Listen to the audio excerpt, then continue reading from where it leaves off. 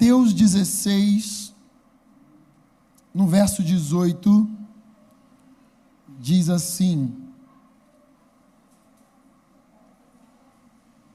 e também eu te digo que tu és Pedro, e sobre essa pedra edificarei a minha igreja, e as portas do inferno não prevalecerão contra ela. E eu te darei as chaves do reino dos céus. E tudo o que ligares na terra será ligado nos céus, e tudo o que desligares na terra será desligado nos céus. Quantos podem dizer amém? Amém? Eu coloquei como tema dessa palavra: na rota do avivamento. E eu tenho muita certeza de que nós estamos, como nação, no caminho que Deus traçou, trilhou para nós. E aí você fala: pastor, mas está uma bagunça, é tanta coisa que está vindo à tona, quando a gente acha que acabou. Eu coloquei lá no meu post há algumas semanas atrás, assim, mentira, algumas semanas atrás nada, botei no sábado, coloquei uma foto bem bonita, um desenho, uma pintura, e coloquei: esse é meu último post sobre política. Aí agora eu voltei atrás. Não acabou, né? Então é tanta coisa acontecendo, tanta coisa, e a gente fala: meu Deus, onde isso vai parar? Que medo. Então eu acredito que nós estamos no caminho certo. Diga: nós estamos no caminho certo. Primeiro porque eu nunca vi, se você estudar a história do avivamento em algumas nações, essas histórias começaram em um momento de caos. Nenhum lugar estava maravilhoso quando eles experimentaram de uma explosão de avivamento. Todos estavam passando por momentos de muita crise, de frieza espiritual, de apatia, e naquele momento um grupo de pessoas, os remanescentes, resolveram se juntar para orar, e ali a vida de Deus veio e batizou aquele ambiente, e o fogo que estava naquele ambiente se espalhou pelo bairro, do lugar onde eles estavam, pelas ruas, e do bairro foi para a cidade, e o país experimentou do que um grupo de pessoas começou a fazer dentro de um ambiente fechado. Então, por isso que eu digo, nós estamos no caminho certo. Você só precisa permanecer. Então diga para quem está do teu lado: permaneça. Porque o segredo é permanecer. Amém? Nós precisamos permanecer. E é muito interessante a respeito dessa palavra também, porque por causa dessa palavra que Pedro recebeu, debaixo de uma inspiração, através da revelação da pessoa de Jesus, e ali, quando Jesus disse sobre essa pedra, né, claro que se apoiando no nome que ele havia recebido, no novo nome que ele havia recebido, e ele disse: sobre essa pedra eu edificarei a igreja.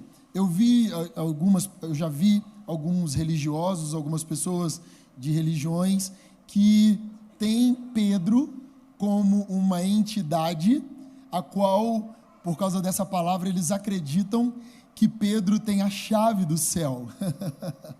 Por essa palavra.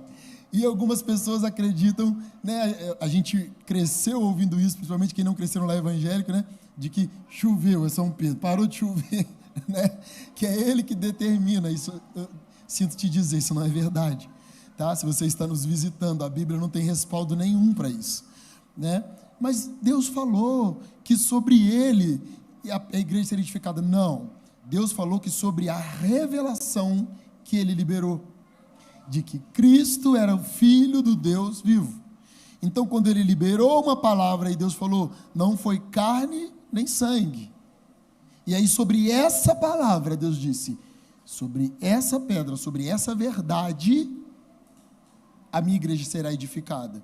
Então, a igreja reconhece, é uma verdade de Deus, uma instituição, seja o nome que você queira dar, o corpo de Cristo, que é na verdade, mas ela foi estabelecida sobre a revelação da pessoa de Jesus, que ele é o nosso Deus que veio em carne e tira o pecado do mundo. Amém? Então Pedro era um homem comum como eu e você. Claro, um homem cheio do Espírito Santo, um homem escolhido por Deus para pregar o Evangelho às nações, um homem usado de forma poderosa para fazer diferença na história do Evangelho mundial, mas era um homem comum como eu e você, que nasceu em Betsaida e depois mudou para Cafarnaum. Todo mundo que vai em Israel visita a casa da sogra de Pedro. Agora, se é a casa de verdade, a gente não sabe.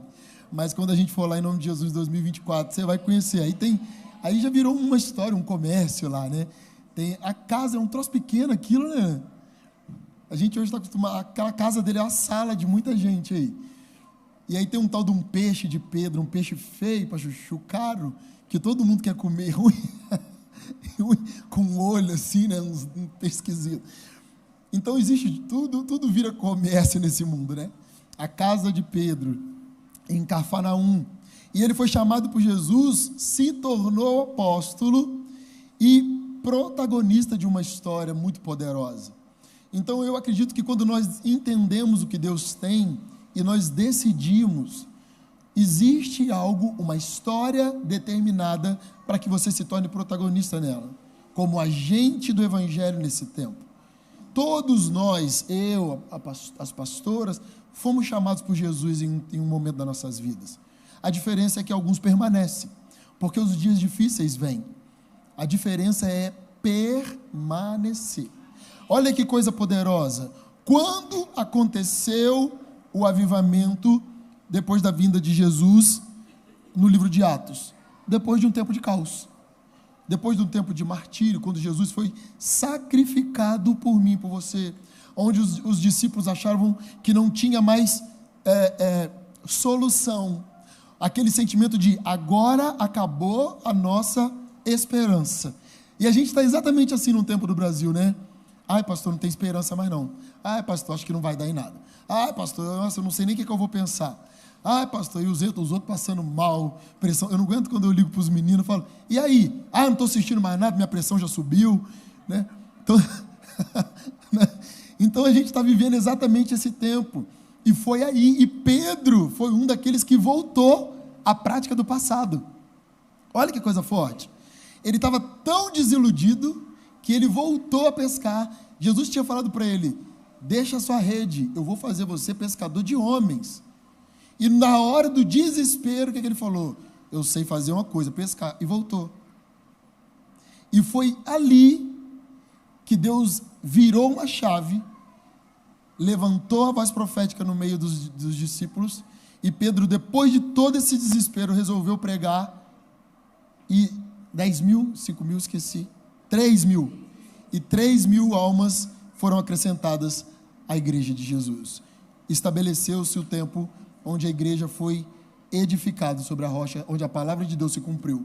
Então o que você precisa nos dias de caos é permanecer, porque eu sei que palavra profética você já tem sobre a sua vida. Se agarre nela. Escreva hoje. Chega em casa, existem, estão tantas, mas tem uma que determina o seu futuro. Você sabe. Chega em casa, escreve ela em um livro, numa agenda, em algum lugar onde você veja ela todos os dias. Bota um papelzinho colado na tela do seu computador. Faça algo, ponha na porta do teu armário. Escreve essa palavra. E os dias de caos que ainda estão por vir, e serão muitos e não serão fáceis de passar por eles, você vai ler a palavra e vai dizer, eu nasci para um propósito. Eu sou um remanescente. E eu vou ser usado por Deus para estabelecer o avivamento no Brasil. Você crê nisso? Dê um aplauso ao Senhor.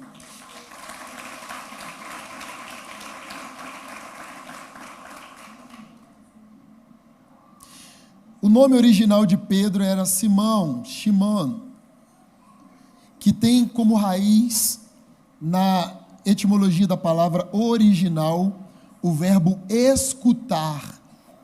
E Jesus chamou Pedro de Cefas também, que em aramaico significa rocha, pedra, e em grego Petrus, e em latim Petrus. Só para você, só por conhecimento.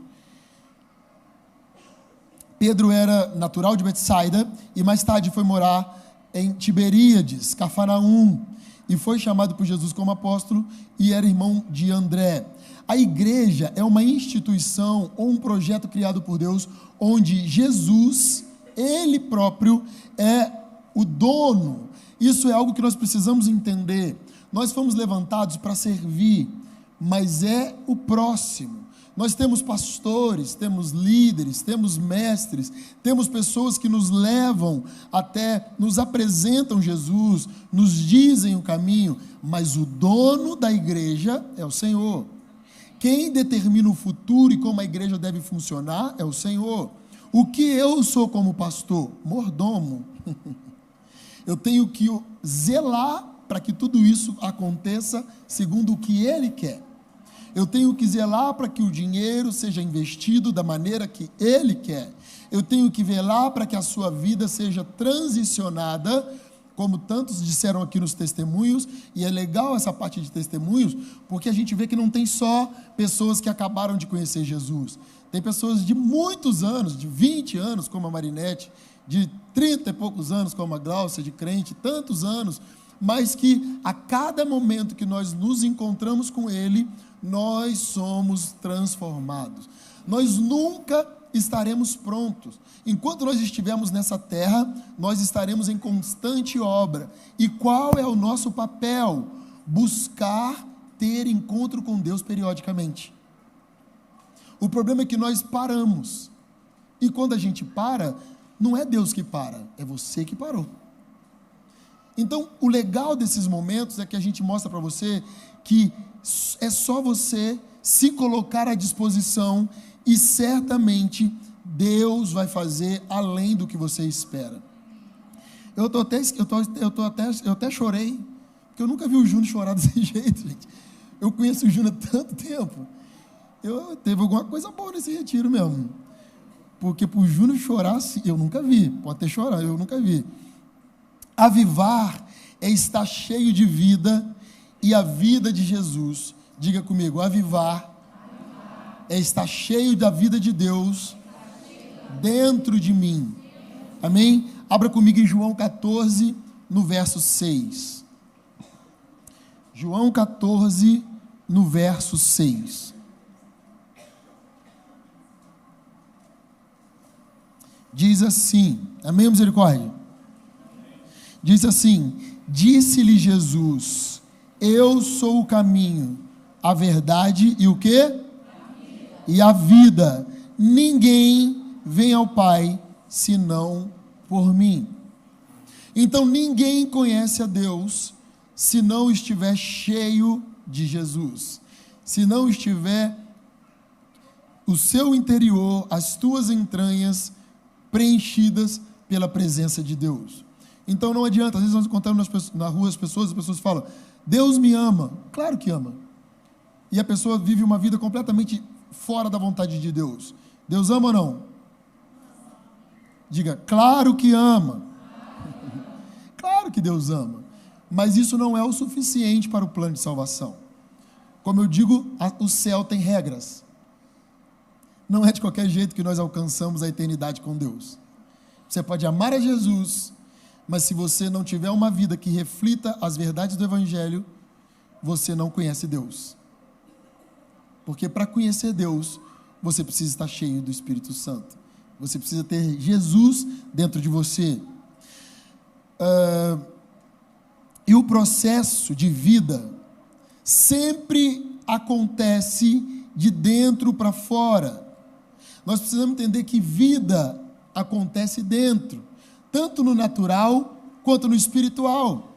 Por isso que o que nos dá vida está dentro. Sangue, coração, pulmão, dentro. As pessoas olham, mas não veem. Mas o que te faz ficar de pé, o que te faz respirar todos os dias, o que te faz ter raciocínio lógico, o que te dá a capacidade de inteligência, está dentro. Então a vida sempre vem de dentro para fora. E Deus nos ensinou isso desde lá do Éden, quando Ele soprou de sua própria vida para que o homem estivesse vivo, como ser vivente nessa terra. E isso é muito profundo, porque ele fez o homem do pó, mas o que fez o homem se tornar ser vivente foi o fôlego de Deus. Então, querendo ou não, nós já somos sobrenaturais. Você pode não querer, mas você é. Porque eu vou te dizer algo com toda certeza. Os cientistas vão morrer tentando, mas não vão conseguir criar um ser humano. Nunca. Nunca. Eles não vão conseguir fazer com que um espermatozoide e um óvulo fora do útero gere um ser humano completo. Isso é sobrenatural. Alguém pode dizer, não concordo. Eu falo, problema seu. Quando conseguir, você vem me falar. Não tem jeito. Não tem, irmão. Quem aqui é pai ou mãe? Você lembra quando sua mulher estava grávida? E você olhava para aquilo e falava, gente, como que pode? Tem alguém aí dentro. E esse alguém me ouve. E esse alguém tem unha, tem pelo. E esse alguém já tem um sexo definido. Esse alguém está no meio de um líquido, 9 meses. Esse alguém vai sair e vai começar a respirar oxigênio. E se eu jogar na água de novo, ele vai morrer afogado. Ficou na água 9 meses. Como é que explica? Esse alguém tem olho, enxerga, tem cérebro. Irmão, a criança chora, você lembra disso? Você que é pai. E a criança lá acabou de nascer, está lá no hospital. Eu passei por isso, a criança lá no hospital. Aí eu ficava lá olhando, né? Não é que bobagem, queria saber que a enfermeira não ia fazer. Aí a criança chorando, eu falava, oi meu filho. E ficava procurando a voz.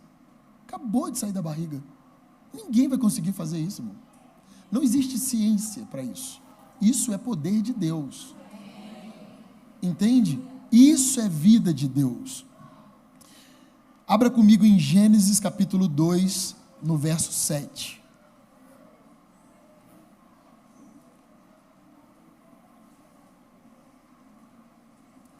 Existe uma rota para o avivamento. E nós estamos exatamente nesse caminho. Deus não errou quando Ele profetizou durante tantos anos através da boca de homens, mulheres, estrangeiros que visitaram o Brasil. Deus não errou quando, há 2 anos atrás, Ele fez o Descende aqui, e foi aquela explosão, e todo mundo saiu de lá. Uma semana depois veio a pandemia. Deus não errou. Deus não errou quando acabou a pandemia e a gente falou, agora vai, a guerra. Deus não errou. Deus não errou. Eu ia falar bobagem para Deus. Vocês me conhecem, né? Tá uma vergonha. Isso aqui é altar, gente. Vigia. Mas Deus não errou. Deus não errou. Quando Ele permite que as pessoas sejam soltas. Deus não errou. Nós estamos na rota do avivamento.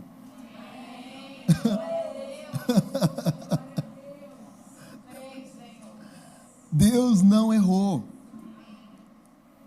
O avivamento normalmente ele começa em tempo de caos, porque os remanescentes entendem que eles precisam orar mais, que eles precisam jejuar mais, que eles precisam se santificar mais, que eles precisam se relacionar mais, porque sozinho ele não consegue.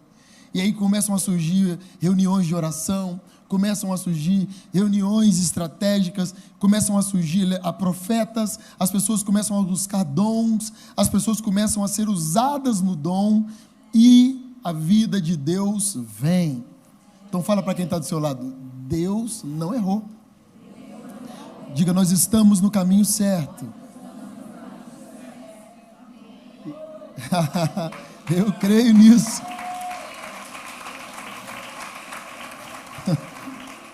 Gênesis capítulo 2, no verso 7, diz assim: E formou o Senhor Deus o homem do pó da terra, e soprou em suas narinas o fôlego da vida, e o homem foi feito alma vivente. Aleluia! Até mesmo a terra, antes de ter sobre si as chuvas, olha que coisa interessante, como Deus já dava sinal de como a vida vem de dentro. Então é claro que nós podemos cuidar da nossa estética, nós devemos cuidar daquilo que as pessoas veem, porque isso também reflete a vida de Deus, né? Você ser uma pessoa que cuida de você, que se ama, porque a Bíblia diz que nós devemos amar o próximo como a nós mesmos, e a gente está numa geração que o povo está ensinando as pessoas a não se amarem, a não se gostarem. As mulheres não podem mais se depilar, porque isso é uma escravidão, porque estão tentando fazer a gente a não gostar do que a gente vê no espelho, né? Quanto mais desgrenhado, né, quer dizer que você é livre. Não sei quem falou isso, deixa minha mulher linda, de cílios postiços, de tudo que ela quiser, demora para chuchu para ficar pronto, me irrita, mas tá bom, né? Porque quem disse que isso não é bom? A gente precisa olhar no espelho e gostar do que vê. E se não gostou, vai tentar gostar, arranca um negócio, põe outros. Não é de ter pecado, não. O pecado é quando isso vira o motivo da tua alegria. Aí é ruim, porque o motivo da nossa alegria é a vida de Deus em nós. Amém? Mas as pessoas precisam ver e falar: uau, como você está bonita depois que você se converteu. Jesus me deu amor, Ele me resgatou. Hoje a minha vida tem sentido. Não é assim? Então, até a Terra, o planeta, nos ensinou isso, porque as chuvas, para regar, não tinha caído ainda chuva na Terra, e o ar, o que regava as plantas no jardim, era o vapor que vinha de dentro. Só choveu nos tempos de Noé. E o Éden já existia há muito tempo, e florescia, e era algo inimaginável de tão perfeito. E como viviam? O vapor que vinha do centro da terra regava as plantas. A vida vem de dentro. Não adianta mantermos uma aparência se quando você abre a tua boca não existe vida de Deus. O seu falar denuncia se você é alguém vivo ou não. Porque nós não temos como negar as dificuldades. Então a gente não é ET, que o povo está falando: meu Deus do céu, e agora? Eu falo também, só Jesus, vamos orar. Mas depois disso tem que ter uma palavra de esperança. Se tudo der errado, nós temos Jesus que nos trará socorro. Então não é negar a existência da crise, não é subestimar o medo das pessoas, não é negligenciar as dificuldades, mas é ter esperança, porque Cristo em nós é a esperança da glória. Nele nós estamos seguros. Fala para quem está do seu lado: em Cristo você e eu estamos seguros, fica tranquilo. Amém? Gênesis capítulo 2, no verso 6, diz assim, abre aí. Só para ler sobre o que nós falamos. Eu gosto de falar e ler, para você entender que não é palavra minha. Diz assim, Gênesis 2:6: um vapor, porém, subia da terra e regava toda a face da terra. Amém? Talvez você nem sabia disso, mas não havia chovido até Noé. Por isso que ele foi tão descredibilizado em criar ou construir aquela arca. E é por isso que hoje o povo de Deus, quando diz algumas coisas a respeito da volta de Jesus, aqueles que não estão em Cristo não conseguem enxergar, porque nós estamos declarando coisas que não aconteceu, mas que nós como filhos sabemos que existe. E a Bíblia diz que nós que estamos em Jesus não seremos pegos de surpresa, nós não seremos surpreendidos. Então deixa eu te dizer, pode não ser hoje, nem amanhã, nem daqui a 5 anos, nem daqui a 10 talvez, mas que Ele está vindo, Ele está. Então se prepare para isso. Então nós entendemos que a vida de Deus em nós começa em um processo de dentro para fora. Sendo assim, o avivamento para nós precisa ser um processo inicialmente pessoal e íntimo. Diga comigo, inicialmente, o avivamento precisa começar em mim, na minha intimidade com o meu Pai. Amém? Não é algo que atinge a sociedade sem primeiro atingir o corpo de Cristo. O corpo de Cristo é a veia, é o caminho, é a rota de Deus para que a vida dele se manifeste em toda a sociedade. Então não é assim. Avivamento não é somente barulho. Avivamento não é somente festa. Uma das características do avivamento eu sempre perco a palavra, hoje eu estou com sono, porque eu estava viajando, eu perco a palavra, deixa eu lembrar. Da sociedade, como diz, meu Deus? Mudança. É Davi. Igualzinho, né? Depois eu falo, Davi, o que você estava fazendo aquilo? Sou eu. Lembrei. O avivamento, ele traz caráter de mudança social. Não existe avivamento que não gere mudança social. Por isso que às vezes as pessoas veem uma reunião de gente caindo na unção e sai da igreja. Sabe por que eu pego no pé de pessoas que querem ser servos na igreja? Porque você precisa ser alguém avivado. Porque se você é alguém avivado, você tem mudança de caráter. Então eu não preciso preocupar com a sua rede social, eu não preciso preocupar com o seu namoro, eu não preciso preocupar com como você se comporta, como você trata sua mãe, sua esposa, porque você teve mudança de caráter. Porque o que traz escândalo na igreja?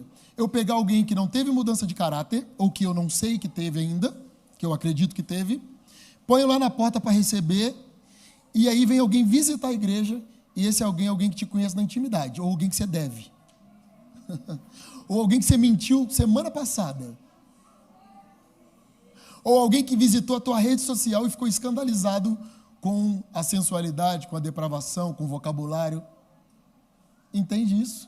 Então alguém avivado, porque alguém cheio de Deus é alguém avivado. Ele tem poder para trazer a vida de Deus para a sociedade. Você entende isso? Irmão, não é mágica. Não é assim, receba o avivamento. Não é. Não é. Isso é um trabalho de formiguinha. Porque você já está preparando o ambiente lá no seu trabalho, o outro já está preparando o ambiente lá na escola, o outro está preparando o ambiente lá no futebol. Já existem fogueiras sendo acesas. Já existem terrenos sendo preparados. Você está me entendendo? Já existem locais isolados ouvindo de uma palavra e recebendo de um poder. Quando começamos a orar, a terra está fértil. Aí o poder de Deus alcança todo mundo. Mas começa em mim e em você. O avivamento começa em um indivíduo. Então guarde isso. Eu coloquei aqui o processo que nós precisamos encontrar, que nós precisamos fazer para encontrar a rota do avivamento. Anote aí. Qual é a rota para o avivamento? Ponto 1. Buscar a Deus até encontrá-lo. Buscar a Deus até encontrá-lo. Isso é uma coisa muito interessante. Quem busca a Deus até encontrá-lo? O perseverante. Porque a grande maioria das pessoas buscam a Deus até Ele respondê-lo. Não é? A maioria das pessoas buscam a Deus até Deus responder. Nós temos uma necessidade, Deus responde, que bom. Mas você sumiu da igreja, aí começa, porque eu estava cansada, porque eu dormia, porque eu perdi a hora. Porque Deus respondeu, eu não tenho mais motivo para buscá-lo. E isso não acontece, irmão, deixa eu te explicar. Acontece com a gente dentro da igreja. Porque a busca por Deus precisa ser incessante. Porque a Bíblia diz que nós devemos conhecê-lo e prosseguir em conhecer. Nós nunca teremos uma porção de Deus suficiente. Ele sempre tem algo novo para nos apresentar. Fato, os testemunhos que nós ouvimos aqui. 20 anos de igreja. E não é gente que ficou desviando, voltando, não. Estava ali. Fazendo a caminhada segundo os valores que ele acreditava. Então, quando nós deixamos de buscar, nós perdemos a rota. É aquilo que eu digo, a gente fica na igreja, mas a gente deixa de ser igreja. Eu falo isso toda hora e não vou cansar de repetir.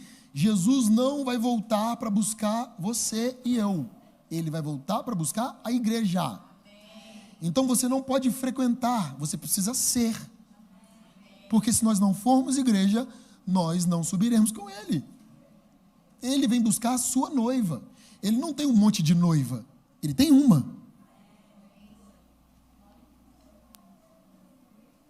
Entende isso? Ele não é adúltero, ele tem uma noiva. E é essa que está esperando por ele. Uma igreja, não é placa. Estão comigo? Buscar até o encontrá-lo. Se nós entendemos que o avivamento é o resultado da vida de Deus se manifestando em uma pessoa, em uma família ou em uma geografia, através da busca incessante pela presença, entendemos também que o avivamento só se torna realidade quando ele, o Senhor, passa a ser prioridade e a coisa mais desejada, seja no individual ou seja no coletivo. Deus só se manifesta quando ele é a coisa mais importante da reunião, da vida, da história. Prova disso é que ele diz que ele não divide a glória dele com ninguém. Então eu sempre digo, nós temos necessidades nessa terra e sempre teremos. Por isso que Deus nos ensinou a oração e nos disse: qual filho que pede pedra e o pai pede pão e o pai dá a ele pedra? Nós temos necessidade e nós temos o direito em Deus de pedir para que o Senhor supra. Mas a necessidade não é a coisa mais importante da nossa vida. Entende isso? As nossas necessidades nunca podem ser mais importantes do que a presença de Deus. Porque na presença de Deus há suprimento das necessidades. Na presença de Deus há cura da enfermidade. Na presença de Deus há consolo para a dor. Na presença de Deus há refúgio para o medo. Na presença de Deus há descanso para o abatido e cansado. Então o que nós precisamos não é que as nossas necessidades sejam resolvidas. Nós precisamos de Deus. Está comigo? Abra comigo em Jeremias 29. Abre aí.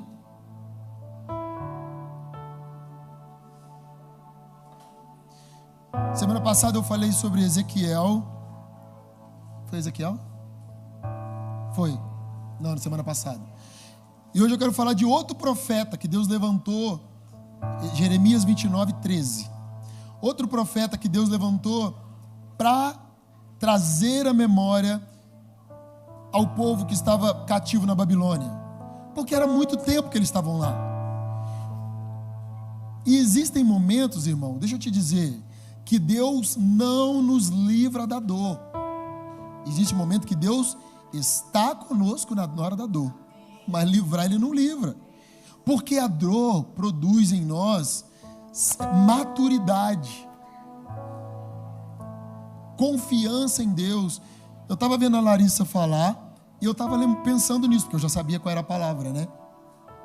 Porque hoje eu estava falando, eu fui pregar, fazer um casamento em São Paulo, e aí eu fui com o meu motorista, Luiz Otávio. Eu não ando devagar, irmão, eu corro. Mas quando você está dirigindo, é outra coisa. Aí tinha hora que eu olhava lá, o Luiz Otávio, eu falei: Luiz Otávio, você está esquisito, hein? Você freia. Freia esse negócio. Irmão, e ele é daqueles que dirige, que você fica lá atrás. Irmão, você passa um mal, porque ele te joga para... Olha, sabe aquelas pessoas que dirigem? Irmão, quando eu vi, eu estava segurando naquele trem do carro, assim, ó. A Yasmin ria, porque fazia barulho, deu fazendo vup, vup. Eu pensei, gente, esse menino não morreu hoje porque eu estou aqui dentro. Menino levou 3 horas e pouca para chegar naquele lugar longe, lugar de 6 horas. Eu falei, aí ele falou, ô pastor, gostou? Separa eu para te levar para todo lugar que você for pregar. Eu falei, Deus que me perdoe. Mentira, mas foi muito bom, ele é ótimo. Mas onde eu quero chegar? Nós temos, irmão, os nossos temores, temos as nossas crises, temos. Eu estava pensando, lembrando da Larissa, eu lembrei do que eu tinha falado, porque ela falou, eu perdi meu pai com 2 anos. Pensa como isso é difícil. Por mais que ela não tenha uma memória afetiva, mas ela tinha necessidade de um pai em alguns momentos, né? Arrumou um namoradinho, queria a opinião do pai. O pai fala, olha, a gente precisa disso. Você vai arrumar um emprego, você quer um pai, não faz isso, estuda aí, é tão bom essa segurança.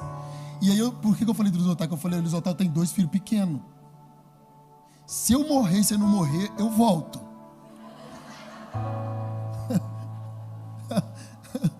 Não é porque a gente, olha como nós somos seres humanos. Quem é o dono da minha casa? Quem? O Senhor. Quem é o dono dos meus filhos? Mas eu não quero morrer porque eu acho que eu preciso cuidar deles.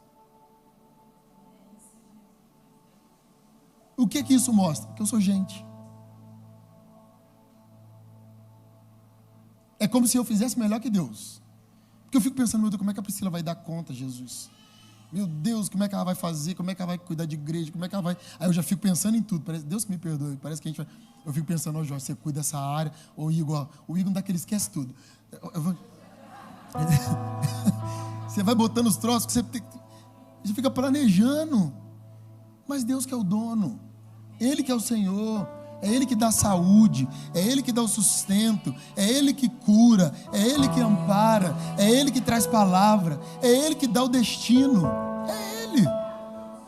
Então a gente precisa definitivamente entender, isso é ser avivado, não é você ser negligente com as suas responsabilidades, você tem responsabilidades, você tem metas, mas Deus é que define o fim de tudo. Se Ele disser para, se Ele disser, vai devagar. Se Ele disser, não, muda o caminho. É Ele que define. Buscar-me-eis e me achareis, quando me buscardes de todo vosso coração. Jeremias 29:13. Então não basta buscar. Tem que buscar o Senhor até encontrar. Porque no meio do caminho, nós encontramos o favor. Mas o favor não é o próprio Deus ainda. Você entende? O que é o favor? É a resposta que nós precisamos. Senhor, renova o meu casamento. Senhor, renova o meu casamento. Aqui no meio do caminho, o casamento é renovado. Mas Deus está depois disso. Isso aqui é o que Ele te proporcionou. Mas quem Ele é? É o suficiente para você? Você entende isso? Quem Deus é o suficiente, ainda que quando você entrar na presença dEle, os teus desejos não sejam supridos?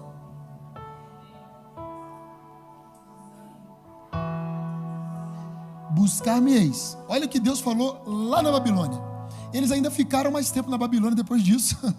Não acabou o cativeiro, não. Eles estavam lá numa desesperança, porque viveram gerações na Babilônia, 70 anos. Teve gente que nasceu e morreu. Teve gente que entrou e não saiu. Teve gente que nasceu sem conhecer liberdade. Então, que esperança você vai ter em algo que você não conhece? O nome disso chama fé. Entende? Então, o avivamento, ele normalmente começa em tempos de crise, porque nesse tempo a gente ora mais, a gente busca mais, e o favor de Deus, ou os benefícios, ou aquilo que Ele pode te dar, ainda não é o suficiente, porque você quer mais. Então quem encontra o Senhor? Quem persevera. Deus vai te abençoar? Certamente. Mas isso não pode ser o suficiente.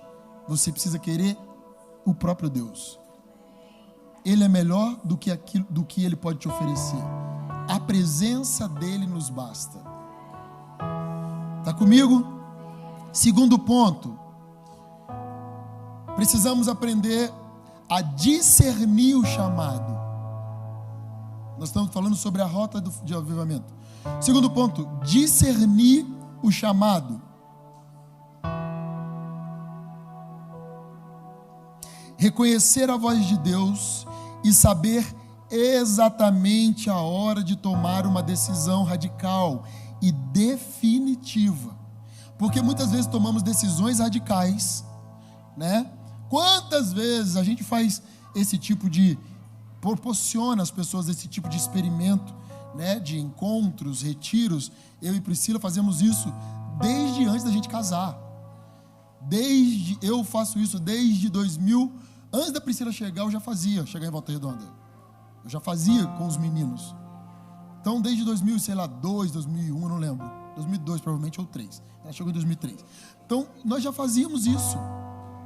Proporcionavam momentos de encontro. As pessoas, naquele momento, tinham uma mudança radical. Mas a diferença é que essa mudança não era definitiva. Hoje, vocês experimentaram de algo que fez vocês terem uma mudança radical. Cada um que deu testemunho e os que não deram estão decididos, posicionados. Mas qual é a diferença de discernir o chamado? É uma mudança radical e definitiva. O que significa? Permaneça nesse lugar que você encontrou até que Ele venha. Eu vou encontrar com vocês daqui a 2 anos. Vocês vão estar do mesmo jeito que estava aqui, com a mesma linguagem, mesmo brilho nos olhos, a mesmo posicionamento, até que Ele venha. O que falta na igreja? Permanecer. E eu vou te falar, não tem tempo melhor para a gente permanecer do que no caos, porque a gente não sabe lidar com as coisas boas. Ficou bom, irmão, a gente enfraquece. Por isso que a Bíblia é completa. O poder de Deus é aperfeiçoado na fraqueza. Quando você fala, eu não consigo mudar, aí você começa a orar. E aí Deus vem e muda para você. Olha Lucas capítulo 5. Vamos ler um pouco agora. Lucas capítulo 5 no verso 1. Diz assim, vocês estão comigo?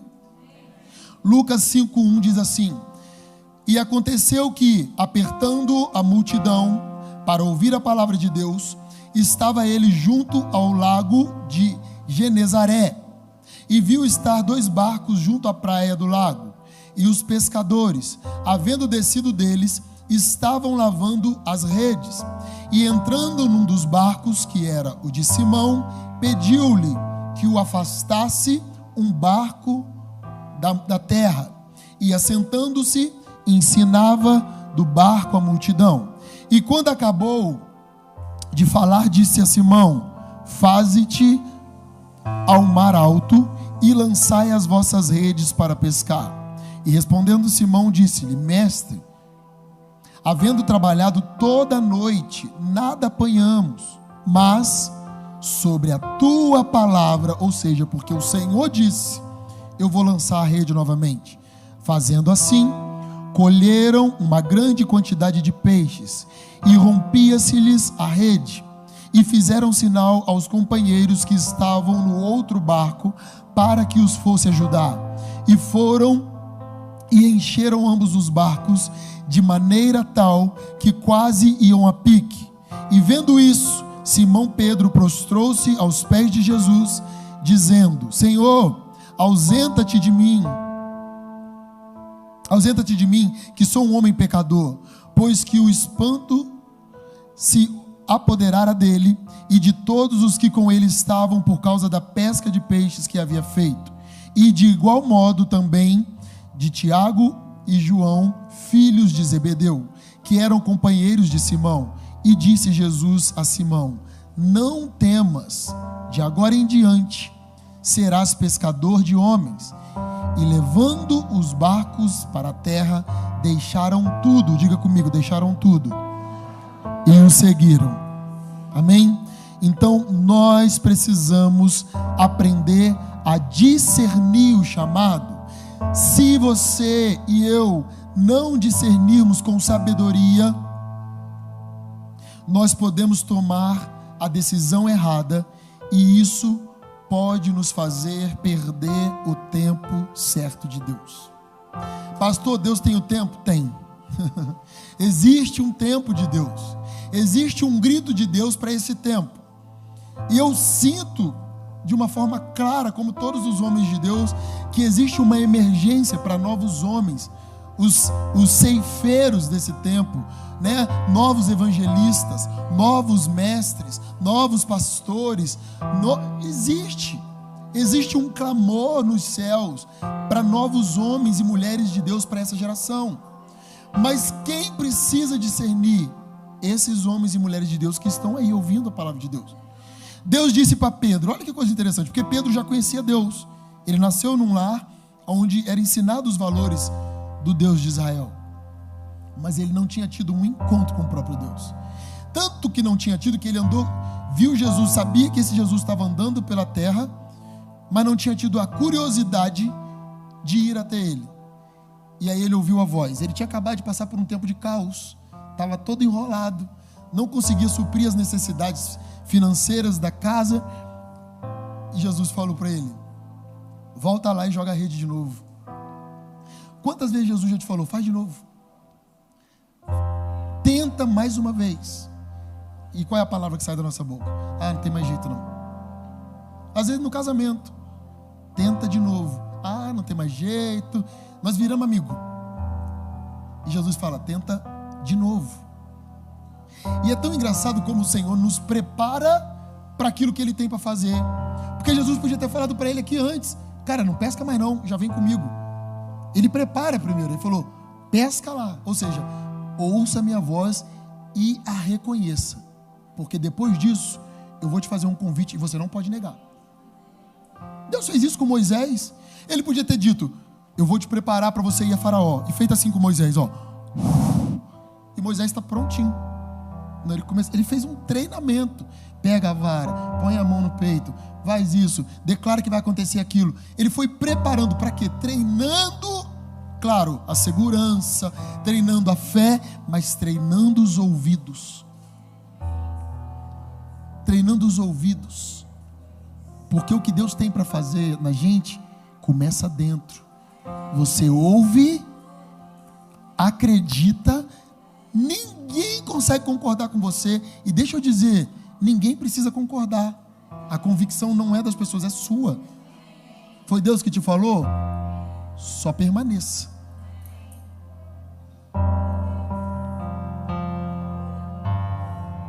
Você entende isso? Você precisa permanecer. E Deus treinou os ouvidos de Moisés. Treinou e treinou. E aí o que acontecia? Pensa se Moisés não tivesse com os ouvidos prontos. Quando chegava naquele deserto, irmão, 40 anos, e o povo reclamando na cabeça dele. Pensa, quem Moisés ia recorrer? Quem? Pensa quando Deus falou para ele: vá, desça porque teu povo está no pecado, se coloque na porta, faça uma fogueira, jogue a cinza na água, dê para o povo beber. Foi dando estratégia. E depois falou: aqueles que não beberem, eu não lembro se era necessariamente isso, ele falou: passe a espada em todos os outros que sobraram. Pensa, irmão, ouvir a voz de Deus é o segredo para que você entre na rota do avivamento. Ouvir a voz de Deus, discernir, não é só ouvir, é discernir. Deus falou para Pedro: larga tudo. É a única coisa que você sabe fazer? Teve sucesso na última empreitada? Porque tem isso. Você está no auge do teu negócio. Deus falou: que legal, hein? Agora me entrega. Deus não vai pedir nada para você que seja fácil. O dia que for fácil, não foi Deus que pediu. No auge, pescou tanto que o barco quase afundou. Gostou, Pedrão? Show! Agora larga disso, que eu vou fazer você pescador de homem. Aí ele deve ter pensado: gente, eu vou pescar homem, vou viver de quê? Quem vai dar comida na minha família? Claro que Jesus supria isso, né? Jesus tinha recurso, ele tinha pessoas que ofertavam, que traziam dinheiro. Claro que ele não deixou com que Pedro... Aí você pensa, aí Pedro falou, agora tá bom. Estou aqui com Jesus, estou vendo ele curar, já vi tanta coisa maneira. Quando está tudo bom, o que acontece? Jesus morre. Irmão, se for fácil, Deus não está nisso aí não. Porque o que sustenta a gente no tempo do caos? A palavra que você ouviu de Deus. Então você precisa discernir. Você precisa discernir. Terceiro ponto. Ter interesse ou se interessar por aquilo que Deus se interessa. Olha como um ponto liga ao outro. Olha como um ponto liga ao outro. Como você vai se interessar por Deus, por aquilo que Deus se interessa, se você não buscou de todo o coração e não consegue discernir o que Ele fala? Porque através do que Deus te fala, você começa a saber o que Ele gosta. Você começa a saber quais são as prioridades. E normalmente não são as nossas. Eu falei isso para vocês, quando eu estava solteiro, que eu tinha tempo, irmão, a minha vida, depois que eu converti, era dedicada ao plano de salvação. 100%. E não era fácil não, porque eu já estava formado, eu já era adulto, durinho. Duro, desesperado por emprego. Tem gente aqui que foi discípulo nosso, sabe disso. Tinha dia que Deus fala, vai lá, dorme na casa daquele menino. Gente, e o povo achava que eu amava. Eu amava servir a Deus, mas tinha, gente, era uma casa às vezes cheia de menino novo. Aí arrumava aquelas brincadeiras, Michele lembra, um rolo, aí menino quer brincar de luta. Eu velho já, eu não gosto dos outros me agarrando. Aí os meninos não tomam banho, aí eu queria dormir com 5 meninos no quarto. Eu falava, gente, ô Senhor, eu morava no Rio de Janeiro, Jesus, fiz faculdade, você me fez para voltar para Volta Redonda. Não é possível, Jesus. Tinha dia que eu perguntava, né? Eu falava, gente, não é possível. Mas hoje eu entendo. Eu estava aprendendo a ouvir a voz de Deus. Porque se eu não tivesse aprendido aquele dia, hoje eu não abri essa igreja. Porque quando ele me falasse, você vai começar algo novo, eu ia falar, tá doido? Minha filha vai nascer agora, vou mexer com esse negócio não. Se interessar pelo que Deus se interessa, irmão, comece a se interessar por aquilo que Ele se interessa, e não vai te faltar mais nada. Eu ouvi essa frase lá atrás, num dia de crise, que eu falei, meu Deus, como que eu vou ter que parar? Eu vou viver de quê? Deus falou para mim, não vai te faltar coisa grande e nem coisa pequena. E depois daquilo, nunca mais faltou. Nunca mais faltou. Nunca mais.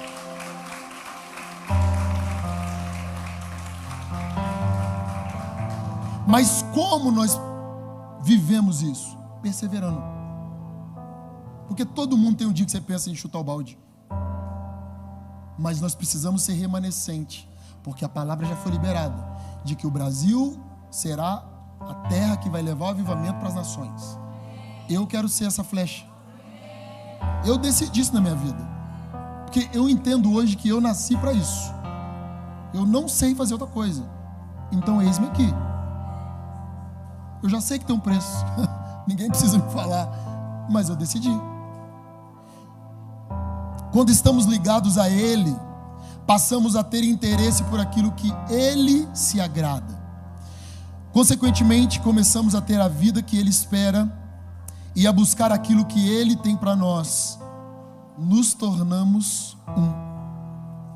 Eu e Deus. Você entende isso? A verdade de Deus se torna a sua prioridade. É a hora que o povo não consegue te entender mais. Mas é a hora que o povo está em crise e te procura para você orar por eles. Quantos estão me entendendo? Diga amém. Marcos capítulo 14, no verso 33, diz assim. Marcos 14, 33.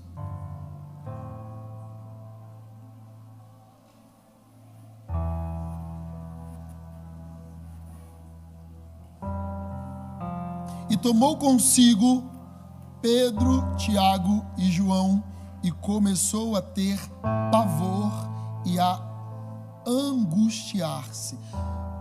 Esse texto ele é muito legal, porque nós sabemos que Jesus é Deus, mas aqui nesse momento Jesus estava sendo 100% homem, porque ele veio para cumprir uma missão que ele já conhecia, mas antes de que o propósito começasse a ser realizado, ele teve medo. Como Deus, não como homem, porque como Deus ele veio para isso, mas isso mostra que ele era como eu e você. E levou 3 ainda para testemunharem que ele sofria como homem, como qualquer um de nós. Mas qual foi a diferença de Jesus 100% homem naquele momento da angústia, do temor? Ele disse: Pai, se o Senhor puder, passe de mim, mas que não seja a minha vontade, e sim a sua. Sabe o que é isso? Ele perseverou. Você entende o que é perseverar? Ele sabe o que foi? Tenta mais uma vez. Faz de novo. Tá dando ruim? Mas fui eu que prometi. Tenta de novo. Então é isso, eu tenho 20 anos de crente, mas a fogueira vai acender de novo. Eu conheço Jesus, eu fui crente na minha adolescência, na minha juventude, desviei. Tenta de novo. Mas eu estou muito decepcionado, eu estou frustrado, eu não consigo acreditar. Tenta de novo. Deus está treinando os teus ouvidos para que quando Ele disser, chegou a hora, você não vai ter dúvida. Pastor, eu ouvi um chegou a hora, não. Quando Ele disser, chegou a hora, você vai falar, estou pronto. Eu sei que é o Senhor que está falando e sei exatamente o que o Senhor quer com essa frase. Você está comigo? Marcos capítulo 5, no verso 35, diz assim, Marcos 5, 35, estando ele ainda falando, chegaram alguns dos principais da sinagoga, a quem disseram, a tua filha está morta, para que enfadas mais o mestre? E Jesus, tendo ouvido essas palavras, disse ao principal da sinagoga, não temas, crê somente. E não permitiu que alguém o seguisse, a não ser Pedro, Tiago e João, irmão de Tiago. E tendo chegado à casa do principal da sinagoga, viu o alvoroço e os que choraram muito e pranteavam. E entrando disse-lhes, por que vos alvoroçais e chorais? A menina não está morta, mas dorme. Olha o que aconteceu. E riam-se dele. Irmão, quando nós não discernimos a voz de Deus, aquilo que nós ouvimos de Deus deixa de ser poder e é loucura. Entende? Vamos continuar aqui. Porém, ele tendo-os feito sair, tomou consigo o pai, a mãe e os que com eles estavam, e entrou onde a menina estava deitada. E tomando a mão da menina, disse-lhe, Talita cumi, que traduzido é, menina, a ti te digo, levanta-te. E logo a menina se levantou e andava, pois já tinha 12 anos, e assombraram-se com grande espanto. Olha o que esse texto tem de ensino dentro desse contexto que eu estou falando para você. O primeiro momento de Jesus sobre a vida de Jairo, por quê? Deixa eu te explicar, por que Jairo precisava ter os ouvidos preparados para que ele fosse um agente de milagre, agente de vida, porque o que a menina precisava era de vida de Deus, amém? Ele foi até Jesus no desespero, porque na hora do caos, a gente lembra de Deus. Ele tinha uma necessidade. Foi lá. E aí, no momento que ele estava lá, clamando, falando, pedindo, chegaram mensageiros vindo da casa de Jairo, dizendo, por que você está perturbando o cara? A menina já está morta. É aquele momento da tua crise que você fala, não dá mais. Eu vou trabalhar de outra coisa porque não dá para eu viver da minha profissão mais. Eu vou casar de novo porque meu casamento não dá mais. Eu vou me suicidar porque viver não dá mais. Quando você chega no limite, morreu. Olha Deus treinando. Olha Deus treinando, Jesus treinando os ouvidos de Jairo. Olha o que ele disse: não temas, só crê. Porque naquela hora Jairo podia dizer: ah, tá bom, vou embora. Morreu. Jesus disse: não temas, só crê. Essa foi a prova que Jairo foi aprovado. Ele permaneceu. Quando chegou na casa dele, a Bíblia diz que tinham mulheres chorando, pessoas em pranto. Estavam todos chorando, mas ninguém conhecia a voz de Deus. O que Jesus fez? Sai todo mundo. Vai ficar aqui o pai e a mãe, porque o pai é o cabeça. A mãe, por mais que não tenha fé, ele representa ela. E os três que já me conhecem. Porque para um milagre, eu preciso de um ambiente de gente que crê. E todos que estavam ali acreditavam na palavra dele. E quando ele disse: levanta. Então deixa eu te dizer algo, irmão. Permaneça. Você está sendo treinado nos teus ouvidos. Obedece, ainda que você não acredite, ainda que pareça loucura para você. Faça o que Deus está te direcionando. Pastor, mas o que é? Talvez faz de novo. Tenta mais uma vez. Abre o teu escritório de novo, como você fez lá atrás, como você fez lá no início, que você saiu da faculdade aí. Eu que falei: jogue a rede de novo. Deus está falando com você? Fala para quem está do seu lado: permaneça. Próximo ponto: tire as suas máscaras. Tire as suas máscaras. Não existe vida de Deus onde existem coisas ocultas. Ele é a verdade. Não existe vida de Deus onde existem coisas ocultas. Ele é a verdade. João 13:5 diz assim: depois deitou água numa bacia e começou a lavar os pés dos discípulos e a enxugar-lhes com a toalha com que estava cingido. Aproximou-se, pois, de Simão Pedro, que lhe disse: Senhor, tu lavas-me os pés a mim? Respondeu Jesus e disse: o que eu faço não o sabes tu agora, mas tu o saberás depois. E disse-lhe Pedro: nunca me lavarás os pés. Respondeu-lhe Jesus: se eu te não tenho lavar, não tens parte comigo. Disse-lhe Simão Pedro: Senhor, não só os meus pés, mas também as mãos e a cabeça. Isso é muito legal, né? Pedro, ele era o dramático exagerado, mas tinha uma coisa que ele era: transparente, porque ele podia ficar quietinho e depois falar para os caras na roda: nada a ver Jesus lavar o pé da gente, igual acontece no Arraial. Podia ficar com aquela cara de amém, recebo. Primeira rodinha, pastor viajou aquela hora. Eu estou falando mentira? Exagero? Então, onde há coisa oculta, Deus não habita. Seja transparente. Deixe as pessoas conhecerem quem você é de verdade, porque Deus só vai começar o milagre no seu caráter a partir daí. Então, às vezes a gente não quer relacionar, sabe por quê? Porque a gente é fofoqueiro. Eu costumo dizer algo muito legal: a gente é o reflexo do que a gente pensa dos outros. Então, eu vejo muito isso no pastoreio, né? Tem aquela pessoa que ele tudo leva para o sexual. Ele vê duas pessoas conversando, ele vem: ó, pastor, aquilo ali está um horror, está uma conversação, pastor, tudo. Tem problema? Tem. Tem aquela pessoa que ele tudo, e a gente já sabe, né? Ele pensa determinadas coisas de todo mundo, e normalmente aquilo é o que ele tem, são problemas do passado, são traumas mal resolvidos, e a gente espelha o nosso problema no próximo, né? Acha que todo mundo tem aquele pecado que na verdade é a gente que tem, na mente, nos valores, né? Então, qual é o segredo? Se relacione, porque às vezes as pessoas, você vai descobrir que fofoqueiro não era a pessoa, é você. É ruim no começo, é péssimo, porque você vai ver o povo começar a falar: fulano é fofoqueiro. É horrível.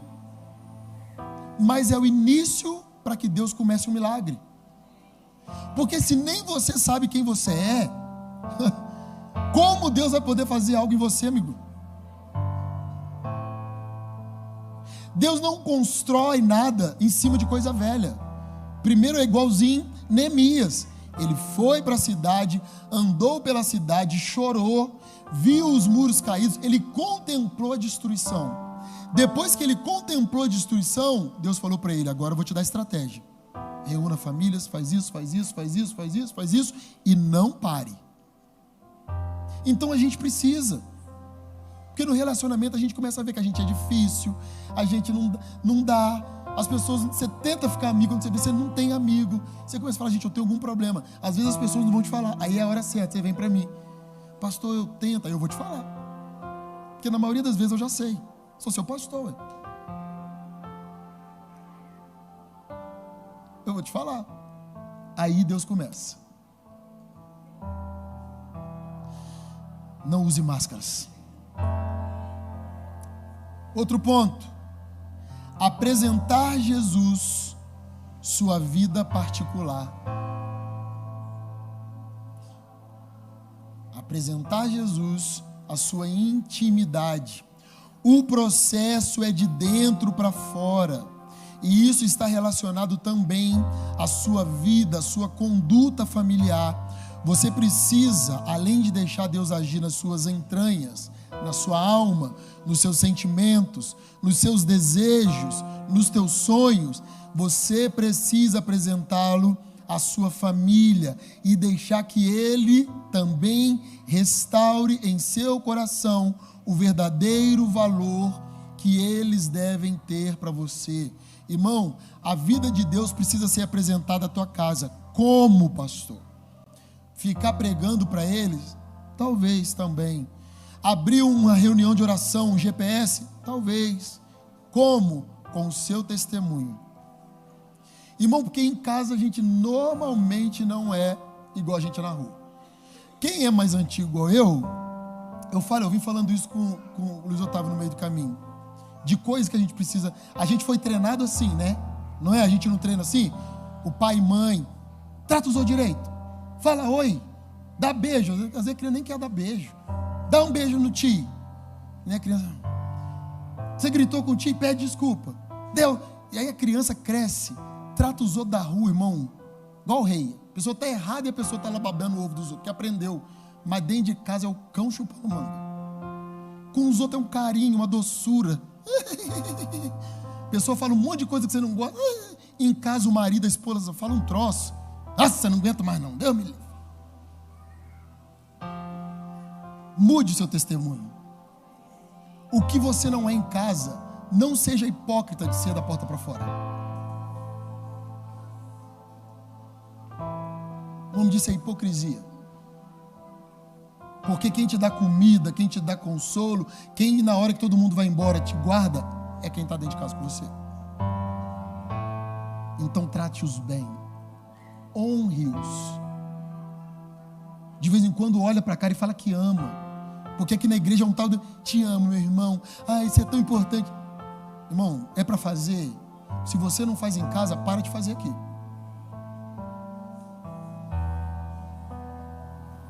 É hipocrisia. Quantos estão comigo? Diminui um pouquinho, mas a gente continua. Amém? Sexto ponto: buscar experiências sobrenaturais com o Pai. Você percebe que isso é uma escala, uma sequência. A rota do avivamento. Buscar experiências sobrenaturais com o Pai. O avivamento é uma manifestação espiritual. E alguém que não conhece e não experimentou coisas do Espírito, certamente não estará pronto e nem disponível para ser avivado. O avivamento é uma experiência sobrenatural. E alguém que não experimentou ou não viveu coisas do Espírito, certamente não estará pronto para ser avivado. Tudo isso encaixa em buscá-lo, até encontrar, em perseverar, em discernir a voz, em tirar as máscaras. Você precisa buscar experiências sobrenaturais com Deus. Como, pastor?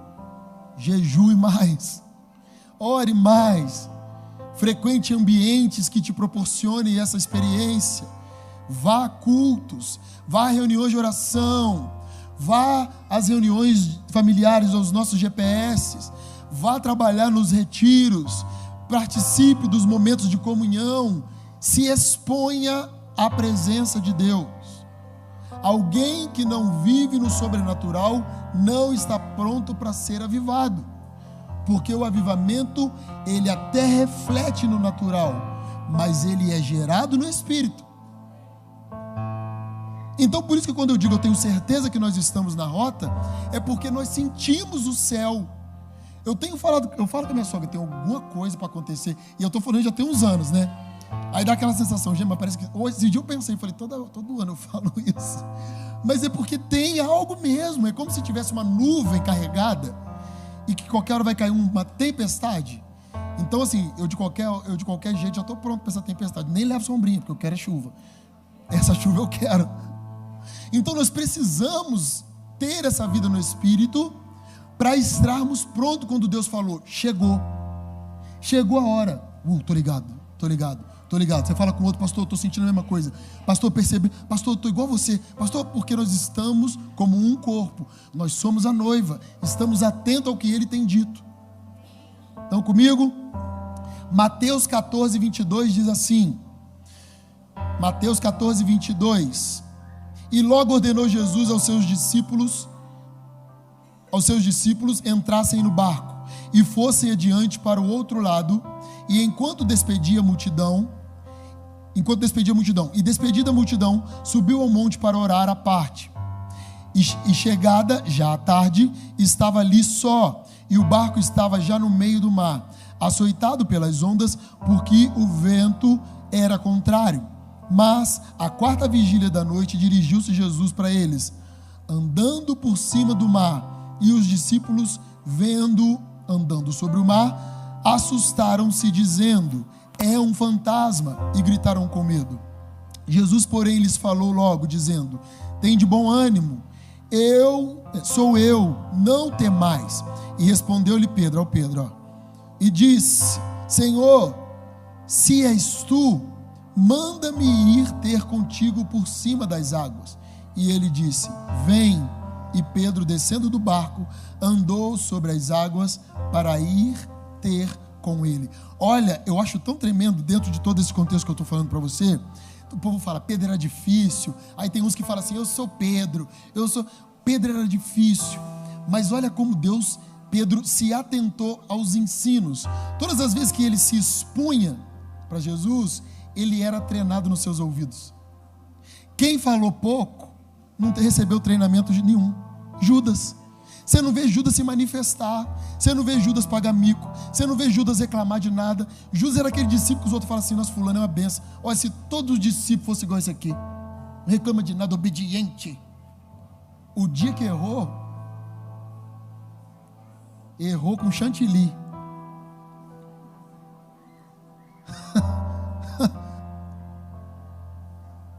Então a gente tem que parar, nem sempre aquele que fala demais, que te dá trabalho é o pior, não. Ele às vezes é o único verdadeiro. É o único que você conhece. Os outros você pensa que conhece. Então às vezes eu digo para as pessoas, falo, pastor, fulano é difícil. Eu falo, não desiste. Deixa ele lá no seu discipulado, que é ele que vai te ensinar a ouvir Deus. Pedro, olha os momentos como Jesus treinou Pedro. Porque quando ele chegou lá no final e chamou Pedro de volta da pescaria, Pedro já sabia ouvir, ele discerniu. E a hora que ele resolveu abrir a boca, 3.000 almas. Entende a importância de você treinar os seus ouvidos para ouvir o Senhor? Porque na hora do caos, vai estar todo mundo perdido. Você vai estar aqui, ó. Todo mundo desesperado. E agora não tem jeito. Vai quebrar a economia, vai não sei o que, ó. O que o senhor tem para mim agora? Vai lá, joga a rede de novo. Nem pergunta se é para fazer. tenta mais uma vez, faz outra vez, não desiste. Está comigo? Marcos capítulo 9, no verso 1, diz assim: dizia-lhes também: em verdade vos digo que dos que aqui estão, alguns há que não provarão a morte, sem que veja chegado o reino de Deus com poder. E 6 dias depois, Jesus tomou consigo a Pedro, a Tiago e a João, e os levou a sós, em particular, a um alto monte, e transfigurou-se diante deles. E as suas vestes tornaram-se resplandecentes, extremamente brancas, como a neve, tais como nenhum lavadeiro sobre a terra as poderia branquear. E apareceu-lhes Elias e Moisés, e falavam com Jesus. E Pedro, tomando a palavra, não aguento Pedro não, gente, disse a Jesus: mestre, é bom que estejamos aqui e façamos 3 cabanas, uma para ti, outra para Moisés, outra para Elias, pois não sabia o que dizia, porque estava assombrado. E desceu uma nuvem que os cobriu em sua sombra, e saiu da nuvem uma voz que dizia: este é meu filho amado, e a ele ouvi. E subitamente, tendo olhado em redor, ninguém mais viram, senão só Jesus com eles. Irmão, evangelho poderoso. Olha Deus treinando Pedro e os outros sendo abençoados por causa da ousadia dele. Olha, a gente fala pureza de Pedro, mas na verdade é uma ignorância. Porque quando ele viu Jesus, Elias e Moisés, e ele disse: ai, que lugar maneiro! Uau! Vamos construir umas cabaninhas para cada um. Vocês são demais! Uau! Vamos construir uma casinha, vocês ficam aqui para a gente. O que Pedro estava dizendo no seu interior? Vocês são tudo igual, vocês são tudo demais. É como se ele não tivesse entendido nada durante todo o tempo que ele andou com Jesus, trazendo para Jesus o mesmo nível de importância do que Elias e Moisés. E aí Deus falou lá do céu: esse é o meu filho que eu tenho prazer. Os dois têm importância, mas o meu prazer é estabelecido sobre ele. E aí os dois sumiram. Deus estava tendo os ouvidos, Pedro estava tendo os ouvidos preparados, porque a igreja seria estabelecida sobre uma palavra que sairia da boca dele, do falador, do queimador de filme, daquele que os outros deviam falar mal atrás, quer aparecer. Então, irmão, não espelha o seu caráter nos outros. Para de falar dos outros o que você é e ainda não sabe.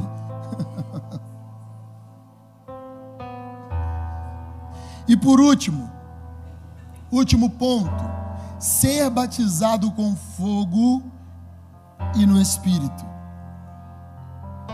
O batismo no Espírito Santo nos capacita e potencializa no dom que nos foi dado, e o batismo com fogo nos leva de volta para o lugar da intimidade com o Pai. Vou falar de novo. O batismo no Espírito Santo nos capacita e nos potencializa no dom que nos foi dado.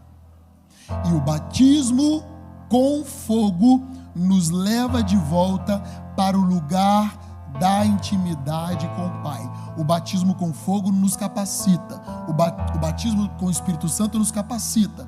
O batismo com fogo nos purifica, nos santifica, nos torna distintos, nos aproxima de Deus. E nós precisamos desse batismo. E batismo com fogo não é necessariamente o reteté. É claro que quando Deus derrama do poder, as manifestações acontecem, mas o maior sinal é o que é produzido na tua vida a partir dali. É o testemunho que você dá depois disso. É como a sua vida flui a partir desse momento. É o que nós começamos a ouvir a seu respeito depois desse acontecimento. Se não, irmão, deixa eu te dizer, é pura emoção.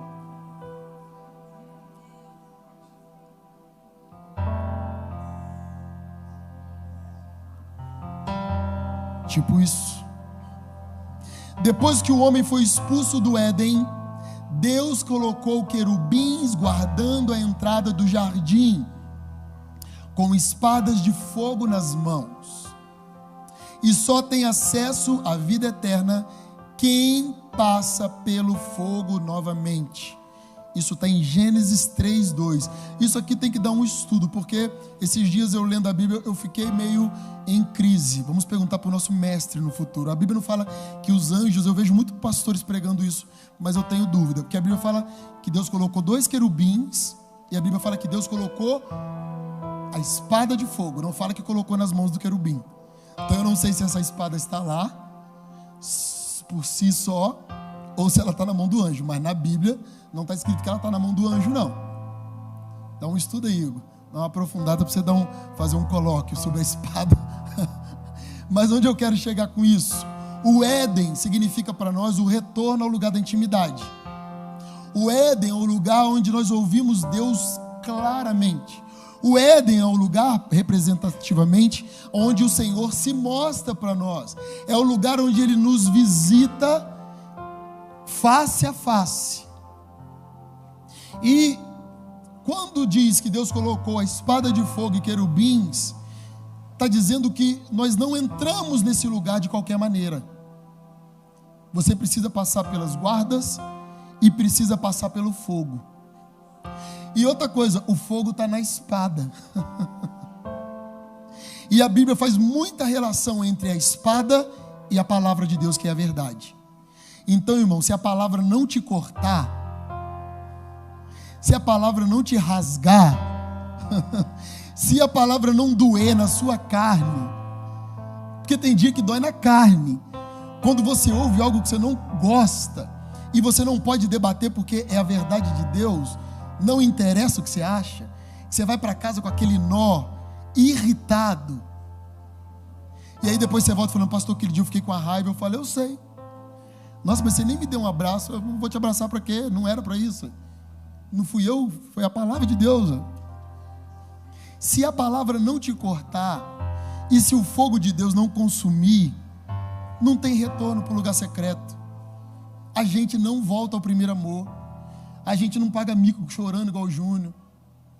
E a parte mais interessante, você pode ouvir tudo isso aqui. Se você não perseverar, perde tudo de novo. É fácil, pastor, né? Não. Eu falo isso para os outros, porque Satanás não faz nada. Ele só quer levar a gente para o inferno. A gente trabalha, paga a conta, cuida de filho, arruma rolo, briga, faz tudo. E no final tem que estar santo. Mas a Bíblia diz, não se turbe o vosso coração. Crede no Pai, crede também em mim. Eu fui, mas eu vou voltar. E eu estou fazendo para vocês moradas, casas. E eu terei lugar para todos vocês. A Bíblia diz que nós habitaremos na casa de Deus para todo sempre. E nós não vamos precisar de sol, porque Ele será o próprio sol. E a Bíblia diz que Ele secará dos nossos olhos toda lágrima. E diz a palavra que não haverá choro nenhum, e nem dor. E o apóstolo Paulo já foi usado por Deus para treinar nossos ouvidos, porque ele disse que a nossa leve e momentânea tribulação, ela serve para produzir em nós um peso de glória eterno. Então o que ele quis dizer? Não valorize os problemas, por maiores e mais assustadores que eles forem. Vai passar, e Deus tem descanso e abundância para nós. Você só precisa permanecer. O que você precisa fazer? Não desistir. O que você precisa fazer? Ter os teus ouvidos treinados, para que no dia do caos, o que Deus disser para você seja a rota de fuga para aqueles que dependem da sua palavra. Seja alguém que produza vida de Deus em outras pessoas. Tenha em você a rota do avivamento. O mundo está um caos. Pode sobreviver desemprego? Pode, sim. Pode sobreviver fome? Pode. Mas a Bíblia diz que nunca viu um justo mendigar o pão. Então não faltará para você coisa grande e nem coisa pequena. Aplauda Jesus. Se coloque de pé. Eu quero falar duas coisas. A primeira delas, eu queria saber se nessa noite tem alguém, antes de nós terminarmos, que quer entregar sua vida para Jesus, que quer voltar para Jesus. Talvez você conhece Deus, mas talvez você está frio ou longe, afastado das vontades de Deus. Deus preparou essa palavra para você, trazendo à memória aquilo que te dá esperança, ressuscitando as promessas que você já ouviu do Senhor. Então não resista, não brigue com Deus mais. Chegou a hora de você voltar. Chegou a hora de você voltar a experimentar a intimidade com o Pai. Tem alguém que quer entregar a vida para Jesus, voltar para Deus? Eu quero orar por você. Em nome de Jesus, que toda barreira na sua vida seja quebrada, toda vergonha, toda acusação do diabo, toda corrente que prende as tuas pernas, sejam quebradas agora em nome de Jesus. Quantos querem entregar a vida para Jesus? Vem cá, eu quero orar por você. Tem alguém? Não resista ao poder de Deus, não resista à voz de Deus, porque eu sei que Deus está falando com algumas pessoas. Faça isso, e isso ninguém pode fazer por você. Não, pastor, eu tenho que acertar algumas coisas na minha vida ainda. Não, a Bíblia diz, vem como você está. Quem vai fazer é o Senhor, não é você.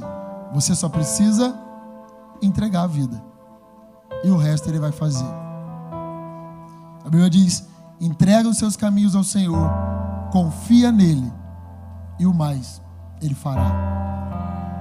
Entrega a sua vida, vem aqui e dê um novo rumo à sua história, no nome de Jesus. Tem alguém? Não? Se você trouxe alguém, pergunte: quer entregar sua vida para Jesus? Às vezes a pessoa está com vergonha, está resistente. Amém? Não? Eu quero orar por outras pessoas agora, porque eu sei que essa palavra foi muito de encontro a você. Existe uma palavra poderosa liberada sobre a sua vida, mas você está perdido. Você tenta de tudo e não encontra essa rota. É como se você tivesse saído do caminho por algum instante e ele fechou e você não sabe mais onde está.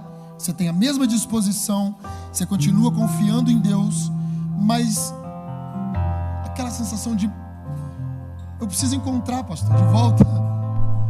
Eu sei o que Deus tem para mim, eu só preciso encontrar esse caminho de volta. Eu quero orar por você, porque eu sei que tem muitos pastores, mestres, evangelistas. Eu sei que tem. Eu sei que tem.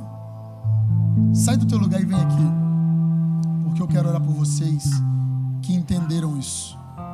Vocês que querem ser esse agente de avivamento para esse tempo que vai ser estabelecido nas nações da terra. Você que entende que Deus te chamou para ser esse Pedro, essa pessoa que nesse tempo vai ser voz no meio das multidões. Você que sabe que Deus te chamou para ser atalaia de Deus, para que ser aquela pessoa que vai anunciar o tempo de Deus para aqueles que estão perdidos. Se você entende que você é esse profeta, é essa mulher, que você entende que nasceu para isso, você faz parte dessa geração, sai do teu lugar correndo e vem aqui, porque nós vamos orar para que Deus traga um tempo de clareza, abra os teus olhos, arranque as escamas, tire de você toda a surdez espiritual. Que Deus comece a incendiar o teu coração, que a voz de Deus possa queimar os teus ouvidos.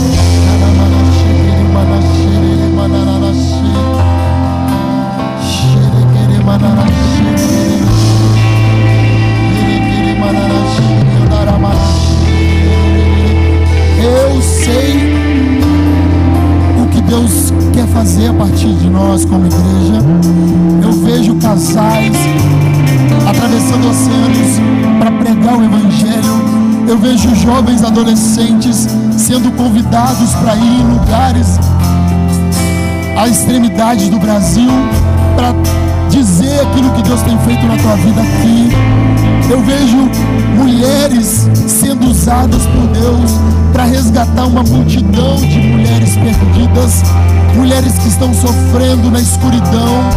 Eu vejo isso, eu vejo jovens sendo ungidos pastores e sendo lançados para as nações da terra, para incendiar lugares frios.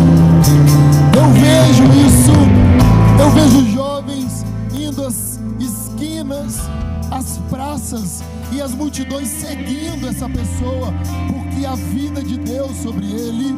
Eu vejo você abrindo a boca como Pedro, e 3.000 pessoas sendo acrescentadas no reino.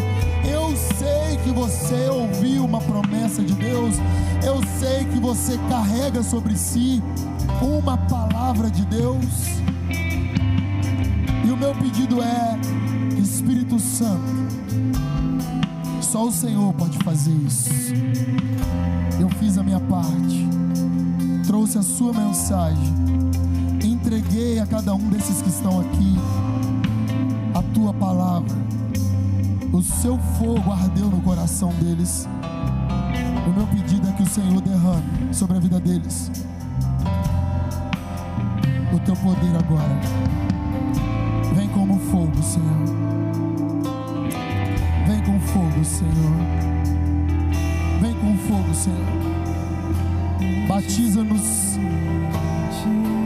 Vem com fogo, Senhor. Harakatarababashi. Shekeremanararashi. Sherekarabashi. Rekarabashi. Rekaramanashe. Vem com fogo. Vem com fogo. Vem com fogo, Senhor. Incendeia a sua igreja, Senhor. Enche esse ambiente. Levante aqui, Senhor, enche esse lugar. os jovens profetas. Levante aqui, Senhor, os mestres dessa geração. Levante aqui, Senhor, Te damos liberdade. os pastores desse tempo.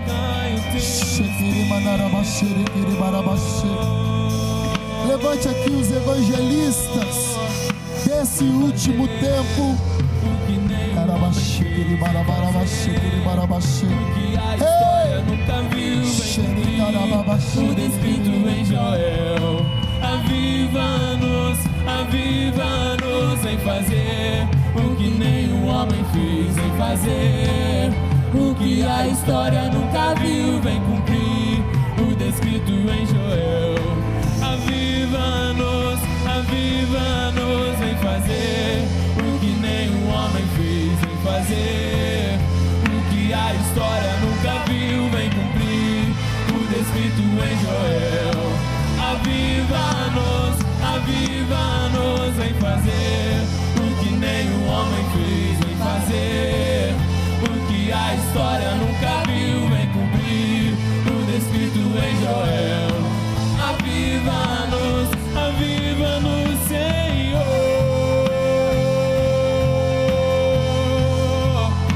Aviva-nos, Senhor.